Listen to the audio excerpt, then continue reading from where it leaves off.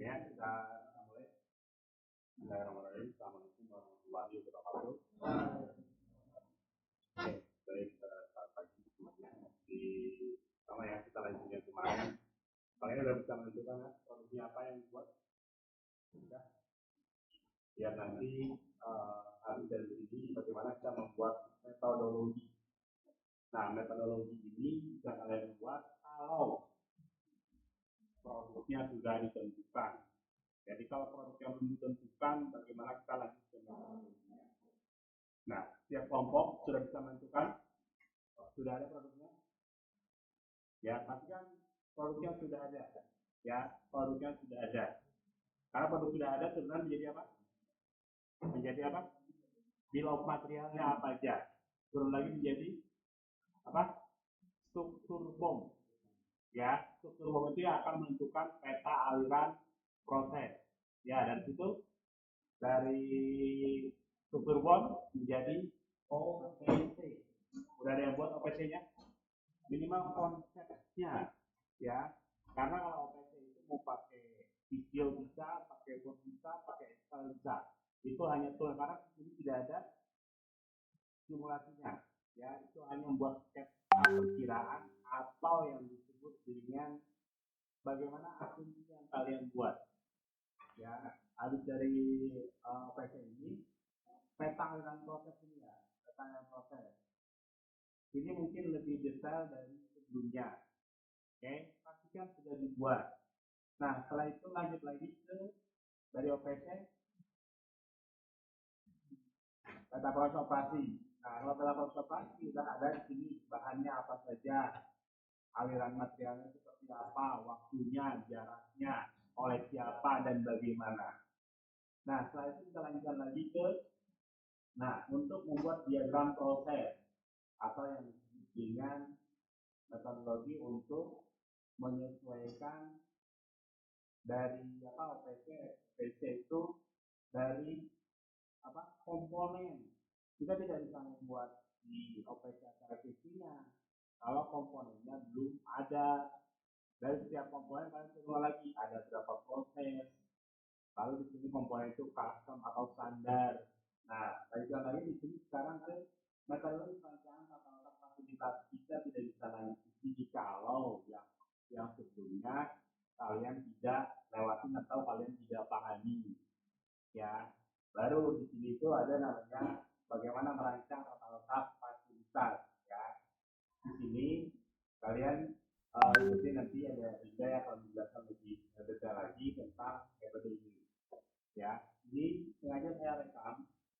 Ya, sengaja saya rekam biar nanti bisa diulang-ulang. Ya, biar nanti bisa diulang-ulang. Saya lanjutkan juga. Oke, tadi udah dibahas sama Pak Yudi tentang OPC dan PFC, peta flow chart. Nah, selanjutnya ada metode. Di sini metode yang dijabarkan itu ada 4, ada SLP, ada ARC, ini atau Activity Relationship Chart, lalu ada ARD, Activity Relationship Diagram, sama yang terakhir ada Block Plan. Nah, yang akan kita fokuskan ada di ARC dan ARD, teman-teman. Jadi, ARC itu untuk mengidentifikasi kedekatan. Hubungannya itu apa? Lalu nanti di ARD itu untuk membuat layout-nya. Nih, jadi di ARC, boleh dibaca dulu teman-teman, nilai menunjukkan derajat hubungan. Oke. Nah, di sini ada batasan-batasannya. Yang pertama itu adalah keterangannya, seberapa kedekatannya. Nih, boleh teman-teman menggunakan huruf atau boleh menggunakan warna. Nah, di sini ada ketentuannya. Hurufnya harus ini dan warnanya harus ini. Oke, sampai sini jelas?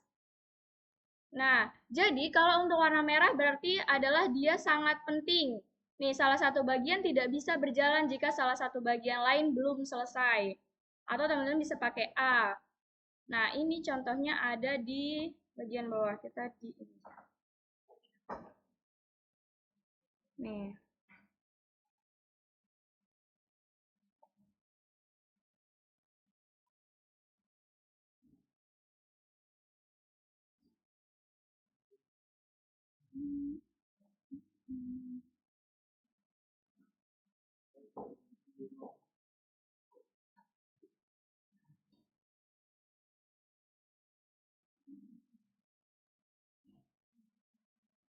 Kecilin layarnya yang mana, Pak? Ngecilin layar ini biar kecil, nggak 100%. Oke, tekan. Biar bisa kanan kiri. Bisa lebih kecil lagi nggak, Pak? Lebih kecil. Iya. Tadi ke kiri lagi. Iya.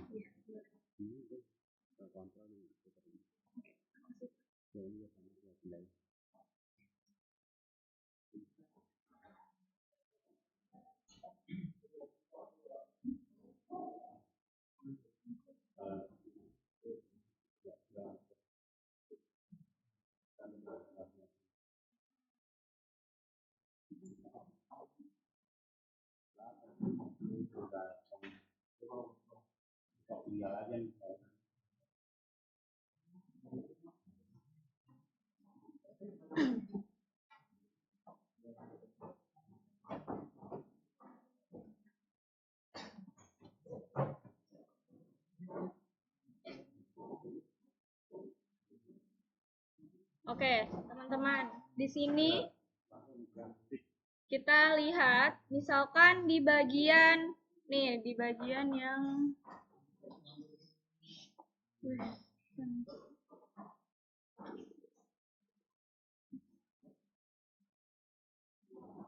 ini nggak bisa dicoret-coret gitu, Pak. Terusnya ya.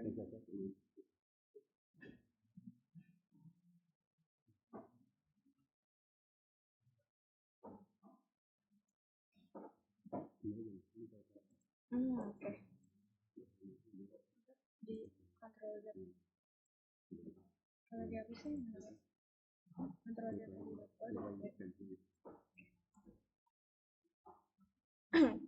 Nih, cara bacanya, misalkan kita ambil yang warna merah ini ya, teman-teman. Misal, nih. Kira-kira ini hubungan kedekatan yang mana dengan yang mana? Bagiannya ini adalah departemennya. Oke, jelas?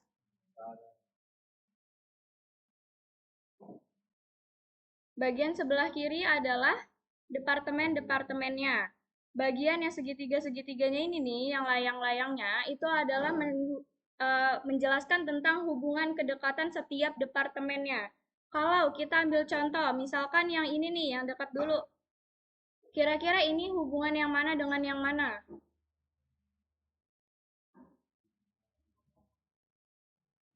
Di sini ini adalah hubungan yang mana dengan yang mana?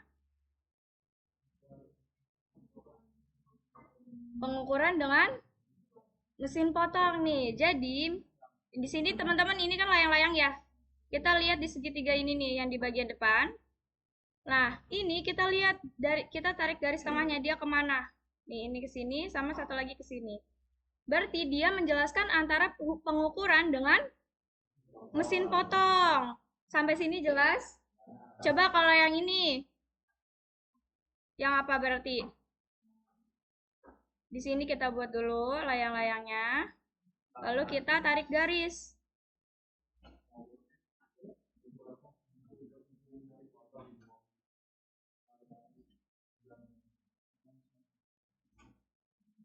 Jelas?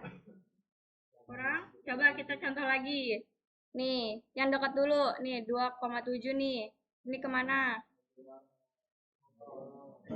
Mesin potong dengan assembly. Cara bacanya jelas? Coba lagi. Misal, ini yang 3,6. Ke pengukuran sama kemana ini? Sama yang mana? Assembly, betul. Sampai sini jelas terkait kedekatannya? Lalu, kalau udah tahu nih cara baca si layang-layangnya, lalu si kan ini warnanya beda-beda ya, ada merah, kuning. Apa sih artinya gitu kan? Nah, itu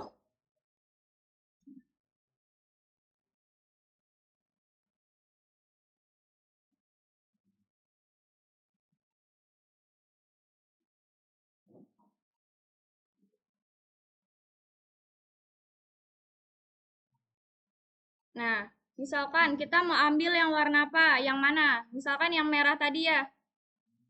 Nih, kita ambil yang dekat dulu nih.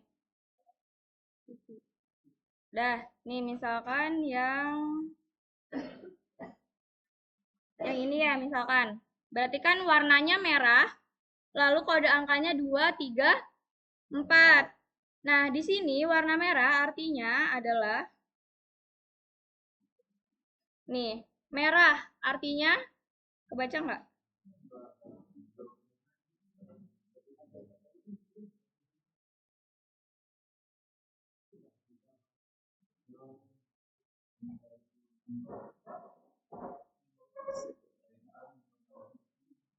Warna merah artinya keterkaitan informasi yang sangat penting.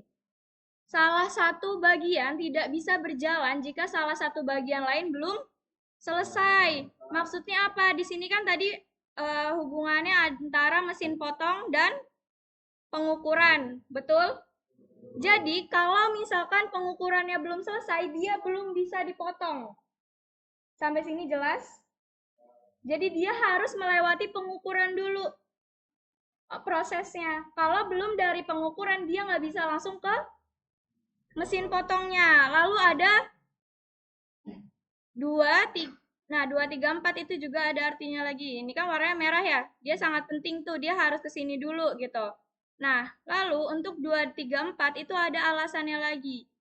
2 itu adalah derajat pengawasan. 3 itu urutan aliran kerja. Dan 4 aliran material.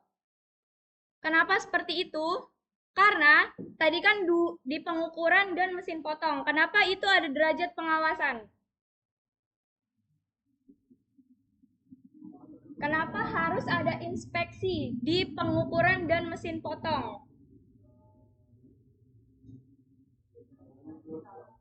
Karena takut salah. Jadi kan kita udah punya marketnya ya, udah punya apa namanya contohnya, contoh produk yang akan kita buat gitu misalkan. Nah, kita harus tahu itu detailingnya seperti apa. Makanya pada saat udah diukur, sebelum dipotong itu harus ada yang namanya inspeksi terlebih dahulu. Atau misalnya setelah pengukuran dia harus setelah dipotong juga ada inspeksi atau pengawasan supaya yang kita mau terkait produknya itu sesuai dengan yang dikerjakan oleh si proses tersebut. Sampai sini jelas? Lalu untuk urutan aliran kerja maksudnya adalah dia tidak boleh mesin potong dulu baru ke pengukuran. Jadi dia harus berurutan dari raw material dilakukan pengukuran lalu dia dilakukan mesin potong. Yang keempat itu aliran material, itu juga sama. Sampai sini jelas? Terkait cara bacanya? Coba kalau yang nih, kalau yang 2, 3, 4. Ini yang bagian ini nih. Ini yang ini. Tadi apa? Di sini yang mana sama mana?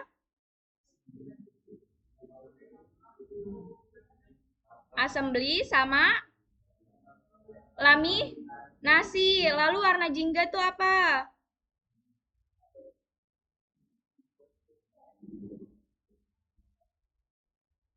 Nih.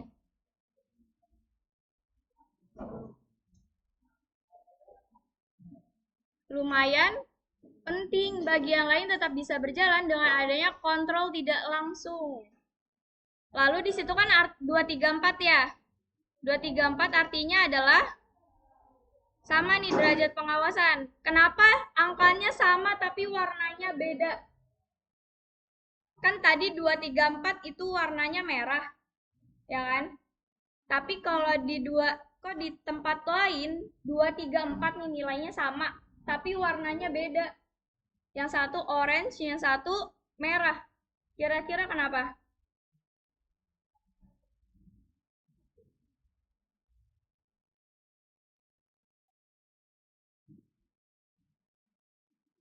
Kenapa teman-teman kira-kira?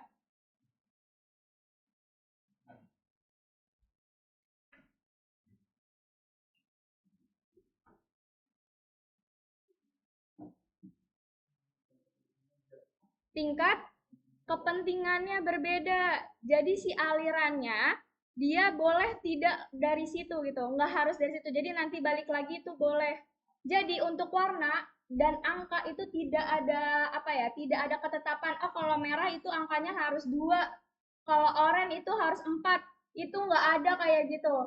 Tapi yang dilihat adalah kedekatan si departemennya. Hubungannya seperti apa, seberapa pentingnya hubungan antar si departemennya. Lalu kode alasan kenapa kita kasih merah, kenapa kita kasih oranye, kenapa kita dikasih warna hijau, itu dilihat lagi untuk menentukan si angkanya.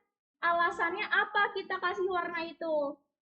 Jadi tidak ada ketetapan untuk penggunaan warna dan angka. Oh kalau merah tuh harus 2 gitu, itu enggak kayak gitu. Jadi bisa aja angkanya sama tapi warnanya berbeda. Sampai sini jelas? Oke, kalau jelas, kita lanjut ke, ini baca metode ini udah bisa kan ya? Menentukannya. Kalau misalkan nanti pakai produk teman-teman sendiri, udah tahu kan ya? Nah, di sini berdasarkan apa sih gitu kan ya? Nentuinnya berdasarkan apa, pakai warna merah dan yang lain. Itu adalah berdasarkan asumsi dan logika teman-teman. Kira kan ini produk yang punya teman-teman ya. Otomatis perusahaan yang akan memproduksi produk tersebut adalah teman-teman sendiri. Jadi teman-teman yang tahu keterkaitan departemen tersebut. Gitu. Jadi emang tidak ada ketentuan khusus.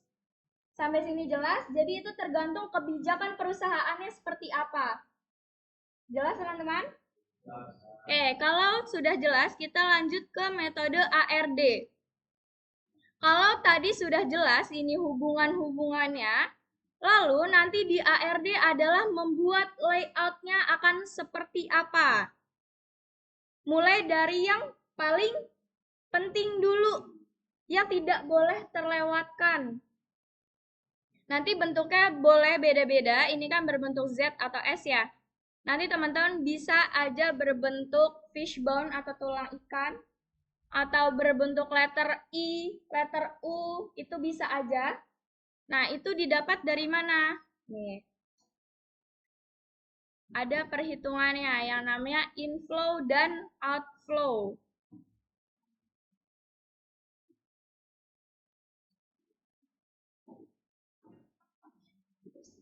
Nih, inflow digunakan untuk mencari koefisien biaya yang masuk dari suatu departemen ke departemen lainnya.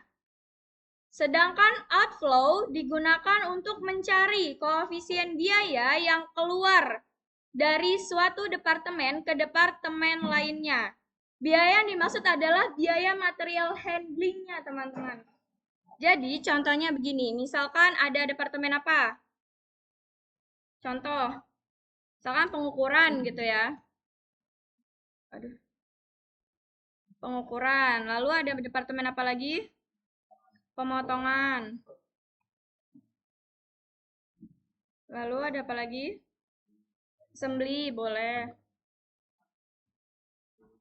Nah, kira-kira yang mana yang inflow, yang mana yang outflow? Kalau dari fokus kita ke departemen pemotongan. Nih, fokus kita di sebelah sini nih.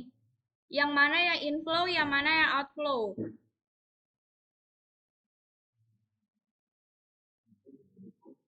Inflow yang material handling dari pengukuran ke pemotongan. Lalu kalau outflow-nya yang pemotongan ke assembly. Kalau misalkan ada 5.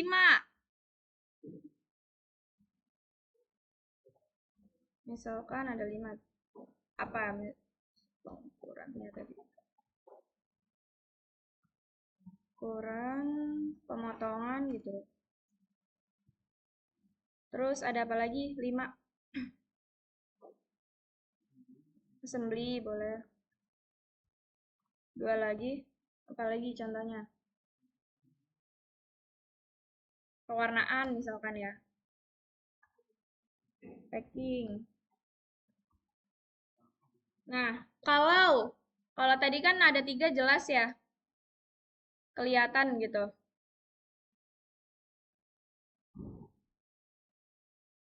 Kalau ada 5 seperti ini, kira-kira yang mana inflow-nya, yang mana outflow-nya?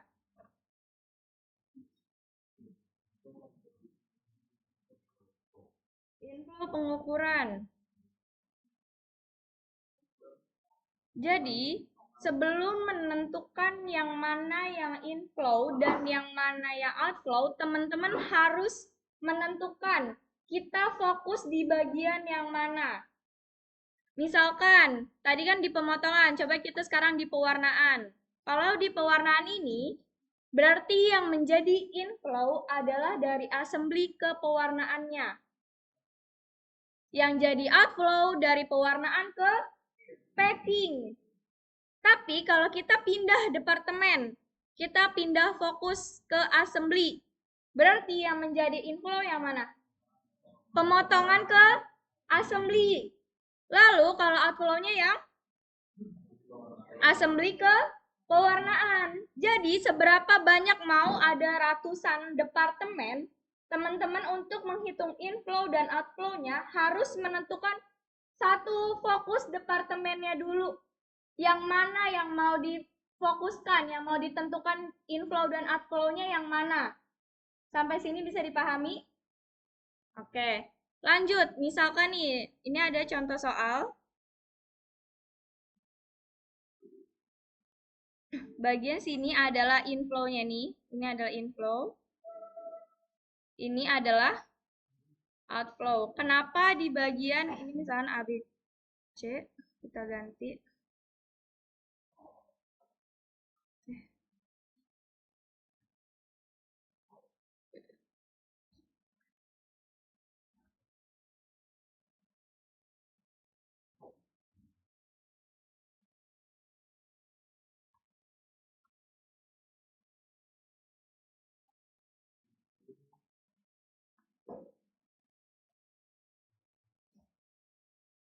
Oke, di sini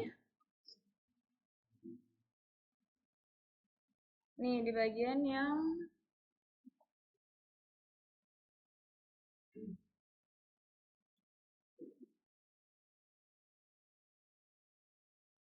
nah, bagian yang ini nih. Di sini ada yang diabu-abuin. Kira-kira kenapa? A dan A itu ada abu-abunya di sini. B dengan B di sini juga ada abu-abunya. Kira-kira kenapa teman-teman? Kalau berdasarkan penglihatan doang nih.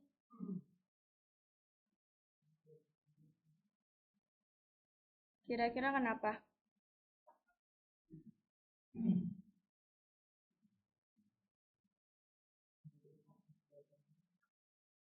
Kenapa? Karena tidak ada proses material handlingnya. Mungkin nggak mesin A ngasih barang, ini kan material handling berarti memberikan barangnya ya, memberikan produknya, aliran prosesnya. Mesin A ngasih produk ke mesin A-nya lagi. Mungkin nggak? Enggak, makanya dia dikosongin. Begitu juga dengan mesin yang lain, mesin B. Mungkin nggak ngasihnya ke mesin B lagi. Memberikan ke dirinya sendiri gitu. Nggak mungkin kan? Nah, makanya untuk yang dirinya sendiri itu dikosongin nih. C, D, E, F, dan seterusnya. Sampai sini jelas? Oke, selanjutnya ini ada contoh soal. Ini adalah biayanya, biaya material handlingnya. Ceritanya di sini adalah dalam ribuan, boleh dalam ribuan, boleh dalam dolar. Di sini untuk A ke B itu adalah 10, A ke C itu ada 20, A ke D 30 dengan total. Kalau yang tadi di sebelah sini disebutnya apa? Outflow. Kalau yang di sebelah sini adalah inflow. Bagaimana menghitungnya?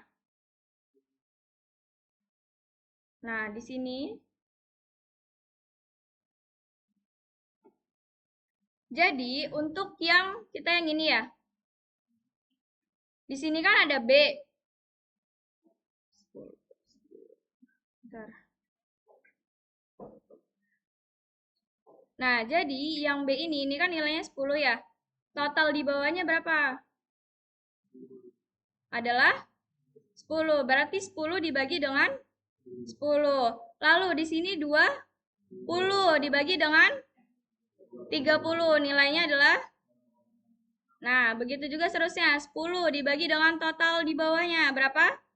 30. 30 dibagi dengan 80. 40 dibagi dengan 80. Lalu 10 dibagi dengan, kenapa yang dipakai yang di bawah ini?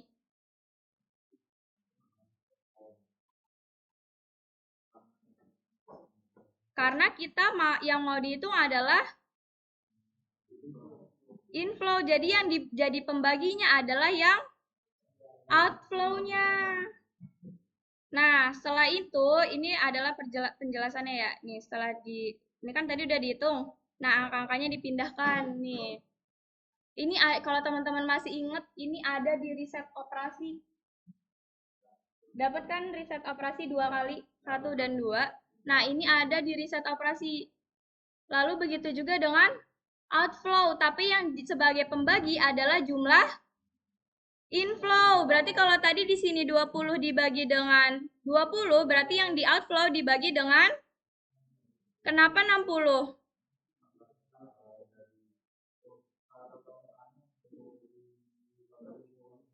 Yang inflow-nya. Karena kita mau menghitung yang outflow. Berarti yang menjadi pembagi adalah yang total inflow gitu. Nah, ini ada aturannya. Nih, tabel skala prioritas adalah suatu tabel yang menghubungkan urutan prioritas antar departemen dalam satu lintasan atau layout produksi. Tujuannya untuk meminimumkan biaya, mengoptimalkan layout, dan meminimumkan jarak material handling. Lalu, jika menggunakan inflow, maka prioritas disusun berdasarkan yang terkecil hingga terbesar. Kalau pakainya outflow, dari terbesar hingga terkecil. Dan pemilihan inflow ataupun outflow dapat berdasarkan proses produksi untuk produk maupun kebijakan perusahaan. Jadi ya teman-teman boleh pakai salah satunya aja. Mau menggunakan inflow atau outflow. Oke, kita mau pakai apa di sini ceritanya?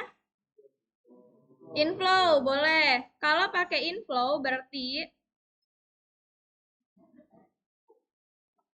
kita kecilin dulu.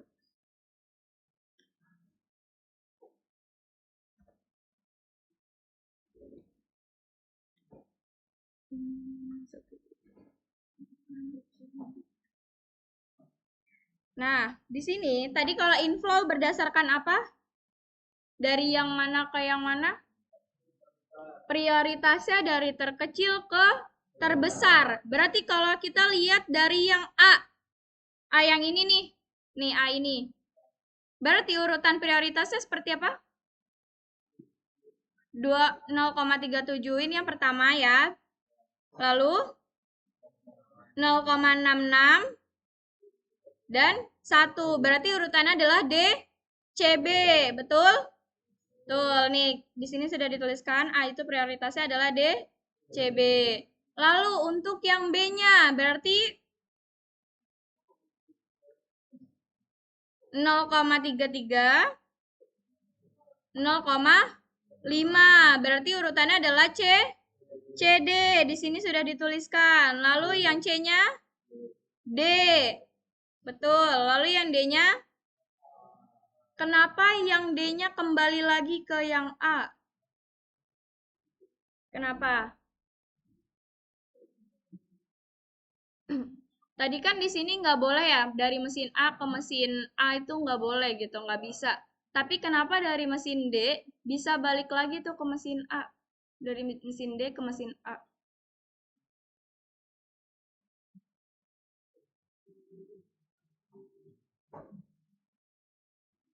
Kenapa teman-teman?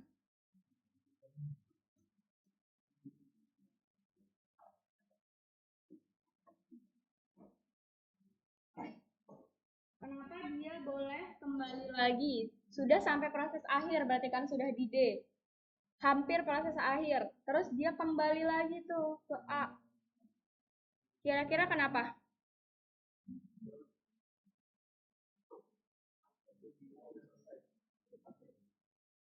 Bukan. Ada lagi jawaban lain?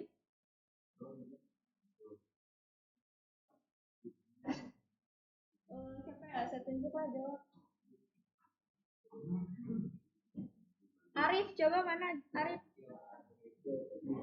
Kenapa alasannya? Alasan kenapa? Tadi kan dari mesin A ke mesin A tidak boleh ya. Tapi kenapa dari mesin D boleh kembali lagi ke mesin A?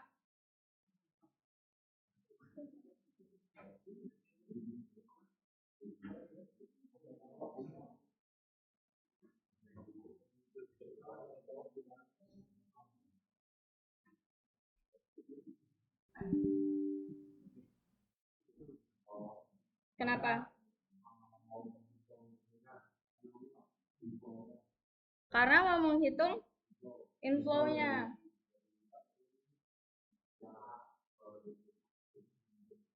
Oke, coba yang punya pendapat lain siapa ya? Putra, mana Putra? Coba jawab. Kenapa dia boleh kembali lagi?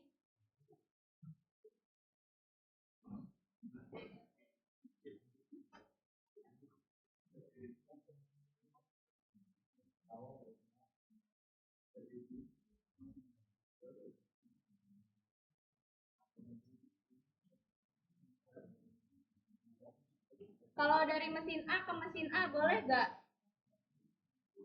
Putra, boleh nggak dari mesin A ke mesin A? Nggak boleh, kenapa? Karena sama. Lalu kenapa dari D boleh kembali lagi ke A?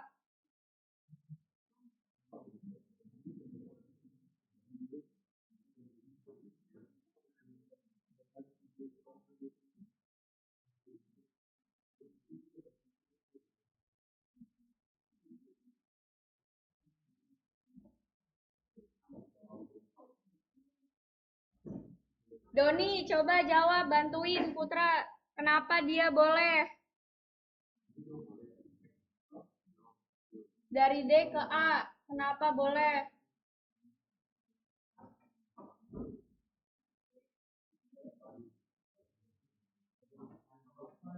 Gak apa-apa, jawab aja kan kita lagi belajar.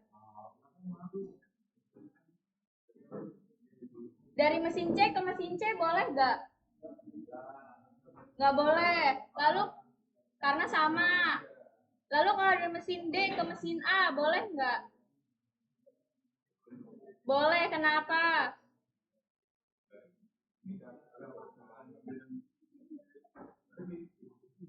Nggak boleh berarti harusnya. Nggak boleh, oke. Nggak apa-apa, itu pendapat. Terserah, boleh. Siapa lagi ya? Olive, coba Olive.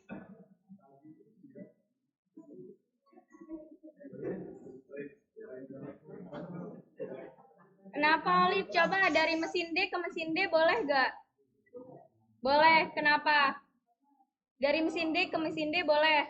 Boleh, dia karena dia mesinnya sama. Oke, kalau dia mesin D ke mesin A. Nggak boleh karena beda mesin. Oke, satu terakhir. Rili, boleh dijawab. Dari mesin D ke mesin D boleh nggak? Nggak boleh, kenapa? Karena dia satu mesin yang sama. Lalu dari D ke A boleh? Boleh, kenapa?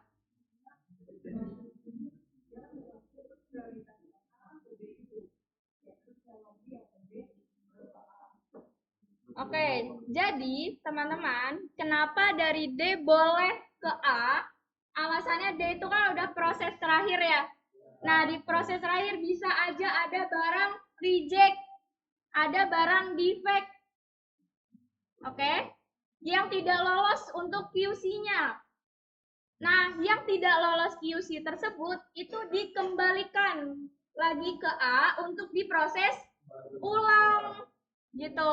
Kenapa? Makanya dari D boleh ke A, tapi dari A tidak boleh ke A itu sendiri. Begitu ya Doni, dari mesin sendiri itu tidak boleh ke mesin itu lagi. Oke, sampai sini semuanya jelas? Ya. Mm-mm. Mm-mm. Karena oh, kenapa lanjut dulu? Gini. Ya, oke. Nih, jadi kan proses produksinya yang tadi disebutkan kan proses dari A, B, C, D gitu ya. Jangan. Nah, proses produksinya tuh aliran materialnya seperti itu tuh. Nah, jadi kenapa di B itu boleh? Karena dia sudah proses terakhir. Kalau misalkan di C itu kita udah ulangi lagi. Prosesnya kan dia belum jadi suatu produk yang kita pengenin. Misalkan kita pengen produksi pulpen nih, tapi belum sampai jadi pulpen udah dikembalikan lagi ke pewarnaan misalkan, atau dikembalikan lagi ke assembly.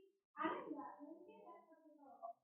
Nah, tapi kalau misalkan ada cacat di pulpennya, dikembalikan lagi supaya diproduksi ulang supaya dia jadi pulpen utuh. Itu mungkin nggak? Mungkin. Jadi alasannya seperti itu. Sampai ini jelas?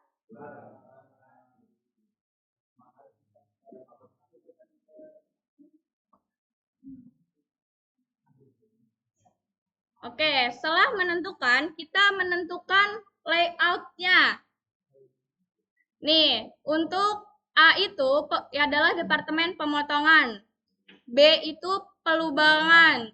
C itu penghalusan. D-nya adalah penggabungan atau assembly. Jadi, tadi kita dari A itu harusnya kemana? Kalau dari berdasarkan prioritasnya. A kemana?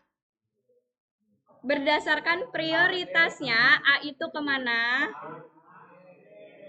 Ke D. Tapi kalau berdasarkan proses produksinya, mungkin nggak dari pemotongan langsung ke penggabungan? Tidak mungkin. Makanya di sini dari A ke B dulu. Padahal dia ada di prioritas 3 kan ya? Ya kan? Tapi kenapa boleh tuh? Lagi-lagi kenapa? Karena nih, baca di peraturan terakhir. Pemilihan inflow ataupun outflow dapat berdasarkan proses produksi ataupun kebijakan perusahaan. Jadi teman-teman boleh berdasarkan proses produksinya. Kalau ini kan berdasarkan proses produksi ya. Dari A ke B dulu. Ya, dari pemotongan dilakukan pelubangan. Lalu setelah dilubangi itu ada penghalusan. Di C-nya nih, dari B ke C. Lalu kalau dari C sudah pasti ke D. Nanti dari D balik lagi ke A. Jadi prosesnya nanti seperti ini. A ke B, ke C, ke D. D balik lagi ke A. Sampai sini jelas? Terkait ini apa ARD? Ada yang mau ditanyakan dulu tidak? Ada yang mau ditanyakan tidak teman-teman? Kenapa? Lebih dari 5? Boleh? Nanti di sini ya pasti misalkan ada D, E gitu, F. Nah, nanti ukurannya teman-teman kan kalau di sini udah pasti kotak kayak gini ya. Jelas, misalkan kita ambil 5 gitu ya. Kita ada satu lagi. Enggak, kita 5 aja dulu.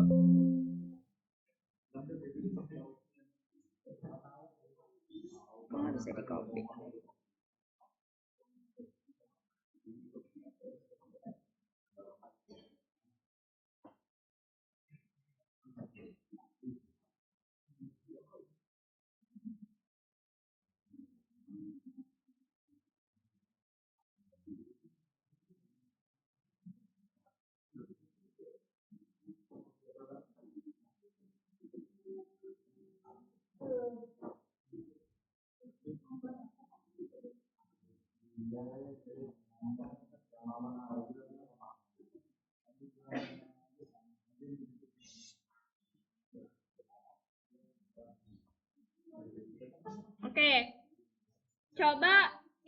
ambil contoh ada 5 ya. Ini saya contoh doang nih untuk layoutnya contoh doang. Nah, di sini ada gini. Nih. Jadi A, B, C, D ke E. Tapi ukuran E-nya beda nih, ya kan? Kira-kira boleh nggak kayak gini bentuknya? Kalau bentuk kayak gini nih, boleh nggak? Tadi ada yang bilang tergantung perusahaannya. Ini kan kita cuma menentukan layoutnya doang ya. Jadi kita mengalihkan untuk ukuran, untuk luasnya. Kita mengabaikan itu. Jadi kita cuma mau menentukan si layoutnya doang. Jadi bisa aja untuk 5-nya seperti ini. Kalau misalkan dia departemennya ada 5 atau lebih. Kalau 6 ya bisa aja misalkan mau lurus doang. Tapi efektif tidak kalau lurus doang. Nantinya karena yang dihitung adalah material handlingnya. Karena misalkan nambahin conveyor atau nambahin operator lagi gitu. Kalau terlalu panjang itu efektif nggak dengan seperti itu? Nanti perusahaan akan mengalami keuntungan atau kerugian. Itu juga perlu dianalisa sebelum menentukan si layoutnya. Sampai sini bisa dipahami? Mau lanjut? Oke, kalau lanjut boleh dibuka aplikasi Fleximnya.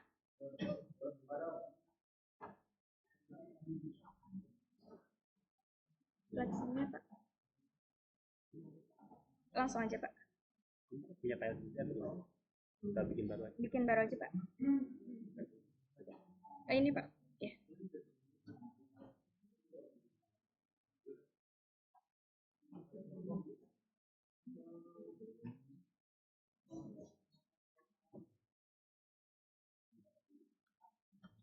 Oke, kita new model. Kemarin udah ya? Udah dijelaskan kan? Awal-awalnya new model. Lalu di sini kalau misalkan minute jadi minute, terus meter, terus oke. Menit, oke. Sudah. Kemarin sudah membuat satu line ya kan? Satu line produksi, betul? Sudah dibuka semua?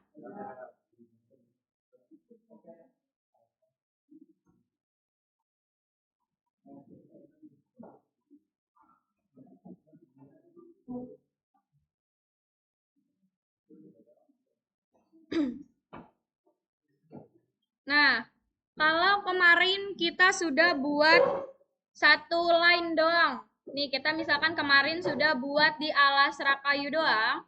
Hari ini kita akan membuat dua line.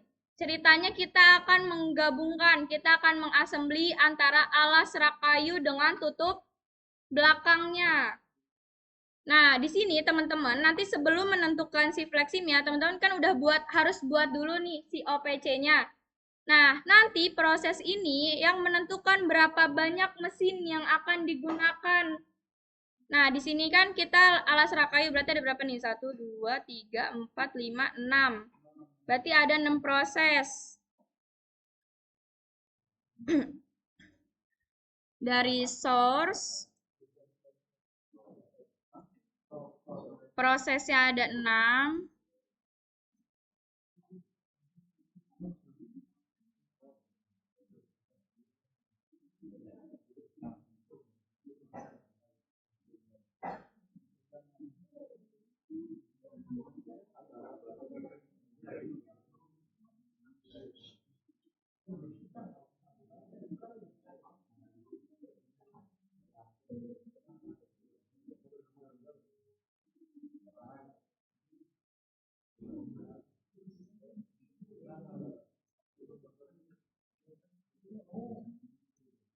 Lalu si sebelahnya ada 1, 2, 3, 4.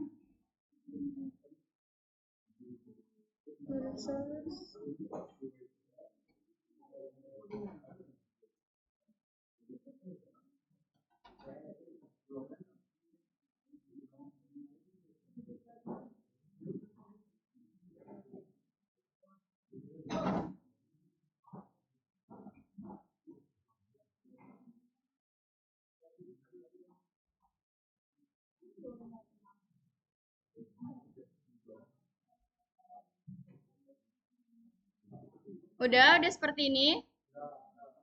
Belum. Oke, kita tunggu dulu yang belum. Ada temen yang belum.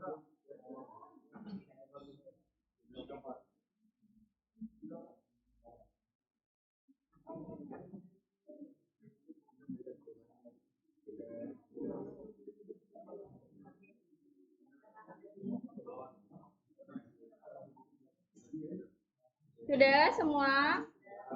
Sudah. Kalau sudah, kemarin kan ini kan kita mau assembly. Kemarin kita kalau mau menggabungkan dua part berarti menggunakan apa? Itu untuk konektornya, untuk alur proses produksinya. Menggunakan combiner.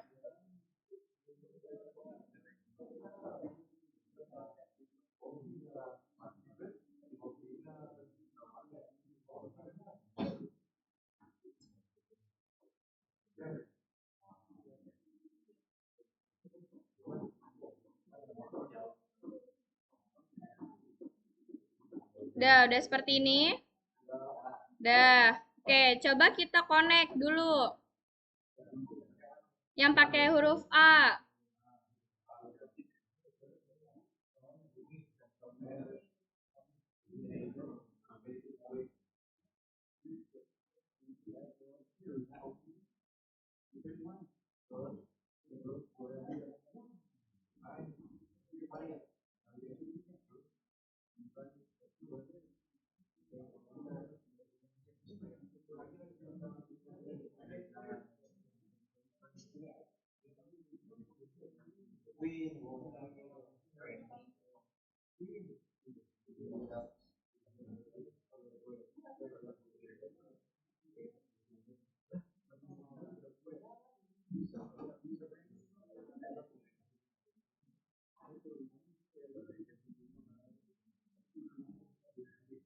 Oke, sudah?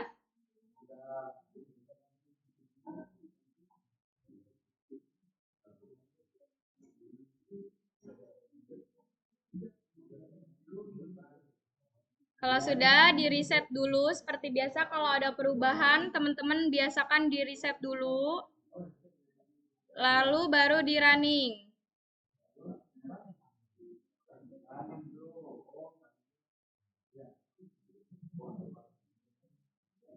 Nah, di sini barangnya jadi ada dua, betul?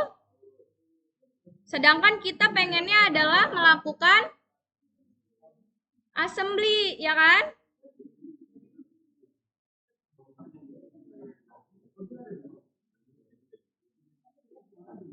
Coba.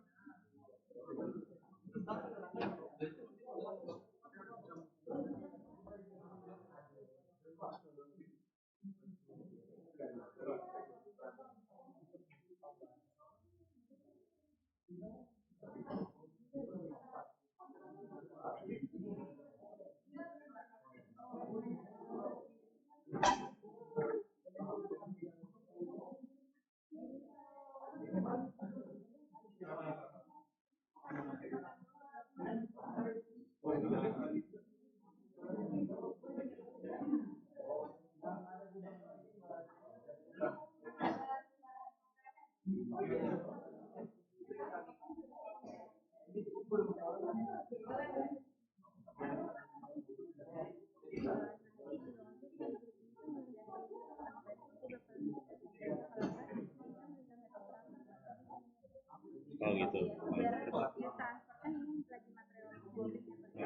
Oke.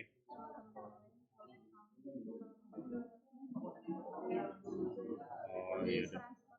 Berarti nanti pendalaman yang perubahan-perubahannya minggu depan.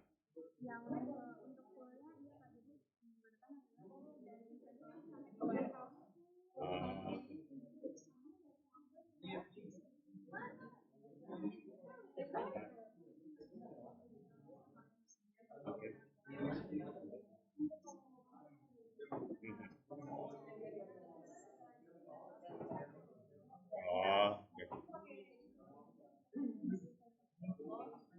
seminggu SketchUp. Cukup ini. Oke ya. Perhatikan lagi sini sebentar. Nah, tadi kan udah dijelasin ya dari sini. Ini misalkan dari proses rak buku minimalis ya. Kenapa kita gunakan SketchUp? Nah, kalau seperti ini kan kalau kita lihat di sini, misalkan sampai terjadi di sini, kenapa ini posisinya seperti ini? Kenapa? Ya, kenapa ini seperti posisi ini? Karena ini itu udah di assembling. Ya, udah di assembling. Harusnya kalau misalkan kita contohkan di sini. Kita contohkan dulu ya. Misalkan material handling ini dari setiap proses, perhatikan. Setiap proses misalnya proses terakhir nih. Di proses terakhir kalian perhatikan, logikanya gini. Dari mulai raw material, beberapa kali proses, ini kan ada berapa? 1, 2, 3, 4, 5, 6 kali proses. Tidak mungkin bentuknya sama. Anggap aja kita ambil di terakhir. Di terakhir, kita di sini ada namanya trigger. Trigger, lalu di sini on entry atau on exit. Misalkan on exit, ya berarti keluarnya berbentuk apa? Visual. Misalkan visualnya kita masukin color. Kalau kita warna misalkan ya. Nah, kita masukin apply oke. Nah, berarti yang ini warnanya sudah berubah dari sebelumnya. Terus yang ini sama misalkan. Kalau ini kita bentuk misalkan bukan warna, tapi model. Misalkan sini. Berarti di sini apa? On exit juga. Kita belum main data. Baru on exit secara material handlingnya. Masukkan di sini visual juga. Visual, kalau tadi pilihnya apa? Warna, sekarang pilihnya bentuk. Ya, bentuk misalkan. Di sini kalian bisa memilih berbagai bentuk. Ya, berbagai bentuk. Misalkan bentuknya palet. Contoh, oke. Lalu sini. Nah, pada saat masuk ke sini, ke assembling, perhatikan. Nah, ini udah berbeda. Kita stop dulu. Nah, ini kan. Jadi udah berbeda yang satu warna ini, yang satu palet ini. Kenapa tidak nyatu? Karena memang kita belum menentukan produknya itu mau kayak gimana.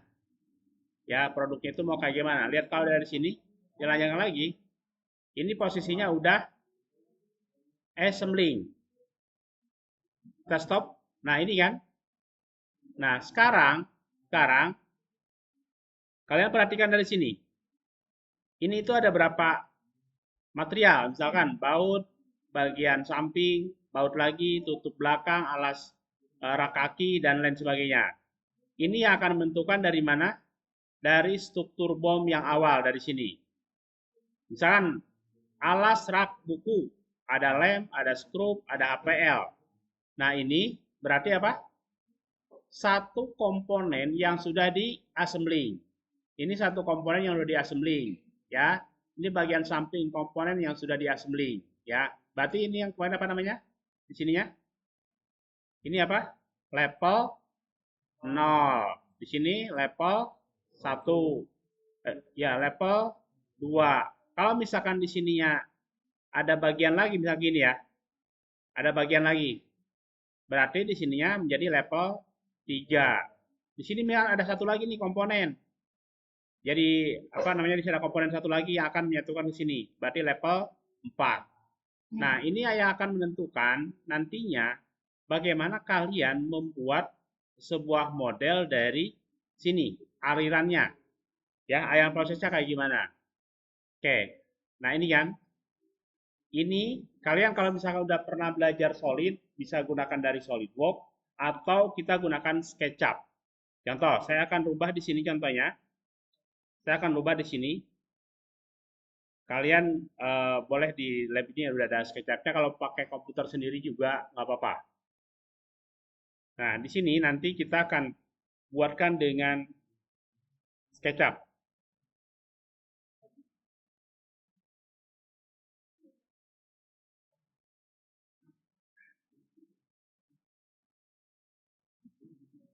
Nah, contoh ya, di sini saya akan buatkan satu model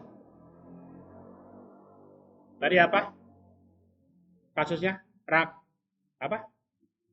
Rak buku. Ya, rak buku. Nah, di sini saya akan buat kanan kiri. Ya, di sini saya akan buatkan satu rak buku. Ini contoh ya, rak buku. Oke. Saya akan buatkan ini untuk contoh dulu sebelum kita perdalam ke sini ya. Oke, ini. Nah, ini rak buku misalkan. Kita bagian bodinya. Atau misalkan kita mau bikin sebelah-sebelah. Ini. Oke. Nah, ini anggap aja sini ya. Ini untuk bagian samping sama bagian bawah. Nah, lalu di sini kita buatkan lagi. Oke, sekarang ini buatkan komponen ini. Klik komponen. Berarti ini namanya komponen udah di assembly. Misalkan apa? Bagian samping. Bagian samping, oke ya. Oke, habis ini udah garis lagi. Kita buat lagi satu lagi. Bagian samping kanan. Kita buatkan sini ya. Ini udah di assembly nih. Bagian samping kanan. Tempel sini. Lalu bikin lagi R, klik R-nya. Jadi kita buatkan contoh tadi menjadi seperti nyata lah. Ya. Nah, ini dua komponen tadi ya. Dua komponen. Oke, saya bikin di sini samping LR misalkan. LR. Oke. Nah, habis ini kita save dulu deh. Yang ini kita save as. Save as-nya saya di download ini. Cari versi paling rendah. Misalnya versi 8. Oke. Baru yang ini juga sama. Kita save as lagi. Ya, ini save as. Misalkan menjadi sama. Versi paling rendah. Oke. Nah, kita lihat lagi sini. Ini, yang ini, box ini, saya akan tambahkan di sini browser. Jadi sebelah kanan ada browser untuk mengganti yang tadi. Samping, ini kan, bagian samping. Oke. Nah, ini kan, kita save dulu. Terus yang ini juga sama. Kita ambil lagi di browser samping. Nah, ini. Oke. Open. Oke, kita reset lagi di sini. Berarti nanti bagian ini sebagai apa? Tadi trigger ya. Trigger untuk output. Berarti kita hapus dulu yang ini. Tambahkan on exit-nya menjadi visual change 3D. Oke, change 3D. Pilih di sini. Tadi ada samping ya. Nah, bagian samping. Apply, oke. Nah, yang ini juga sama. Kita buatkan di sini menjadi trigger. Kita hapus dulu yang tadi. On exit-nya visual. Mana? Change 3D. Lalu di sini tadi mana? Yang apa? Yang bagian samping. Coba. Nanti bisa rubah. Apply. Oke. Nah, kita lihat di sini. Salah ya? Salah nggak? Coba stop. Coba kita reset lagi. Kecepatan ya.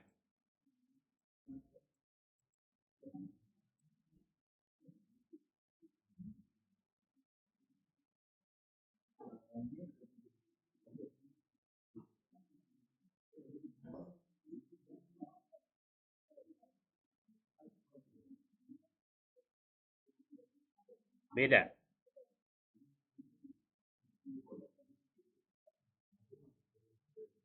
Bentuknya jadi beda. Oke, berarti yang ini pun sama, akan kita bentuk atau outputnya itu menjadi trigger yang sini, lalu on exit. On exitnya menjadi visual. Nah, yang tadi harusnya kita masukin lagi. Nah, kalau ini nanti akan sama.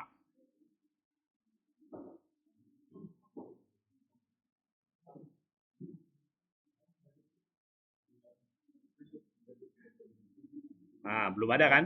Belum kita masukin. Jadi yang tadi kalian, yang ini harus di save as. Save as menjadi lemari. Lemari minim.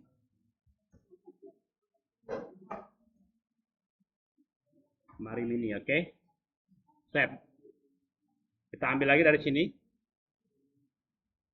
Reset. Jadi nanti output di sininya di apa? Trigger. Kita hapus. Visual. Redesign. Oke.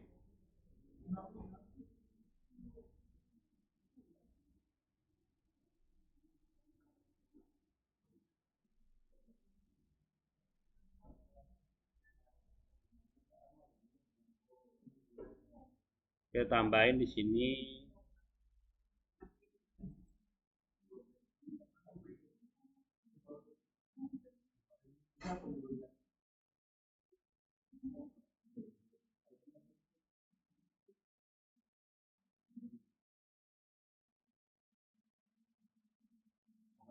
Oh, tadi nggak di save. Kita save as. Lemari mini di download.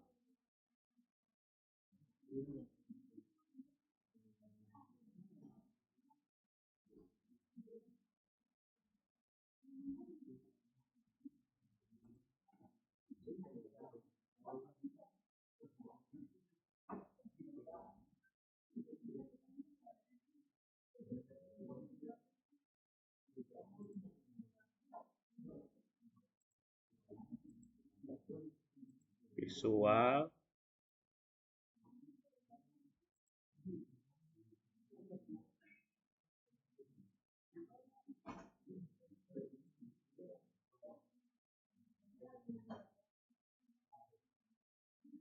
Hmm.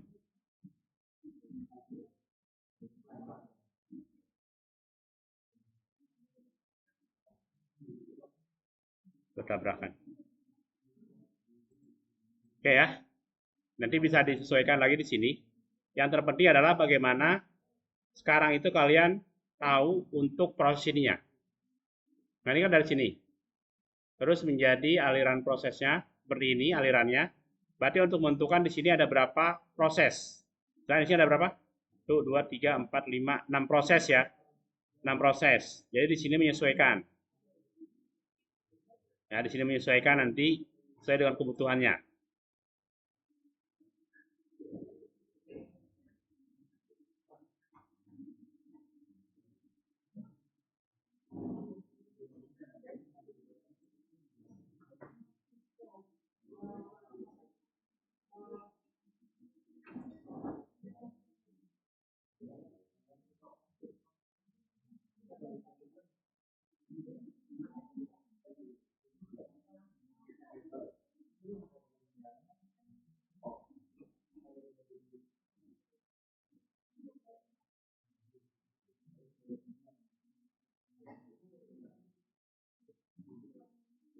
Oke, yang sini ada yang ditanyakan?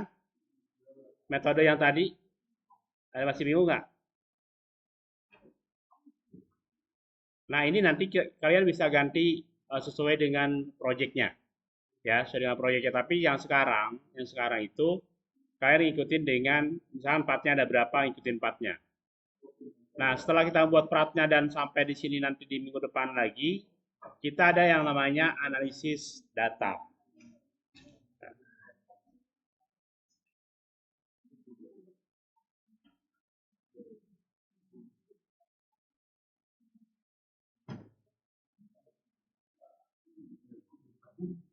Ya, ini kita nggak terlalu nyampe ke sini karena terlalu berat.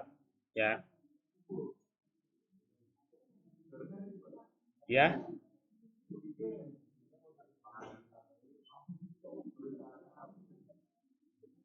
Nah, ini kita nggak sampai sedetail ini.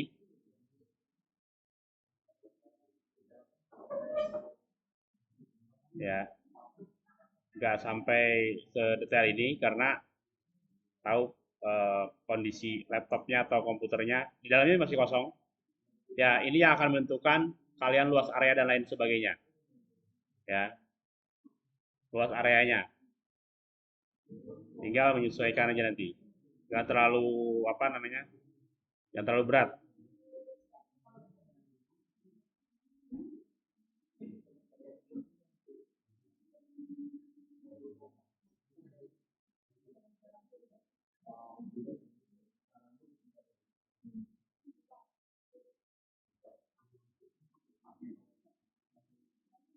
Ya, fasilitas-fasilitasnya ya seperti kalian merancang sebagai arsitek.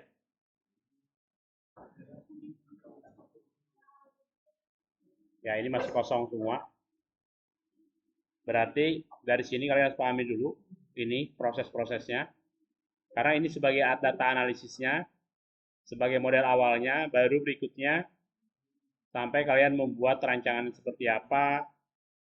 Dan yang terakhir itu sampai di sini itu kalian membuat layoutnya itu seperti apa yang dibuat. Nah, ya seperti ini. Ya ini di sini kalian tambahin apa-apa di sini sebagai rancangan desain layout untuk perancangan tata letak.